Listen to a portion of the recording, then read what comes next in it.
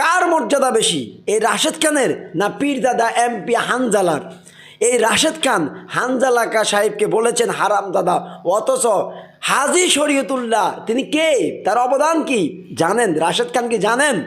একটু বলবো, হাজী শরীয়তুল্লাহর অবদান বাংলাদেশে অপরিসীম।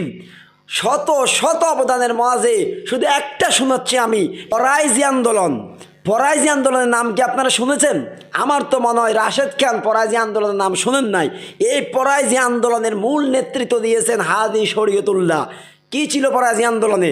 ফরাইজি আন্দোলন এমন এক আন্দোলন যেখানে মুসলমানদের ঈমান, আমল, আকীদা এবং তাদের ফরজ বিধানগুলো যথাযথভাবে পালন করার জন্যই এই আন্দোলন প্রতিষ্ঠিত হয়। এই ছাড়া বাংলাদেশে শিরিক, বেদাত, অসংখ্য অনেক আন্দোলনে হাজী শরীয়তুল্লাহ নেতৃত্ব দেন। তার কারণেই মুসলমানরা এই ভূখণ্ডে অনেক নিয়ামত অবদান লাভ করেছে। অথচ তার বংশধর পীরদাদা এমপি হানজালাকে রাশেদ খান বলেছেন হারামজাদা। এটার জন্য অবশ্যই তিনি আল্লাহর কাছে তওবা করতে হবে, ক্ষমা চাইতে হবে। কারণ হলো এটা অনেক ভয়ঙ্কর এক অভিযোগ। হারামজাদা মানে কি? কাদেরকে হারামজাদা বলে? যার কোনো জন্মের ঠিক নাই তাকে। তাহলে রাশেদ খান কীভাবে পীরদাদা হানজালাকে হারামজাদা বললেন? আফসুস, আফসুস। প্রিয় ভাইরা, এই ভিডিওটা সকলের কাছে অনুরোধ, শেয়ার করুন।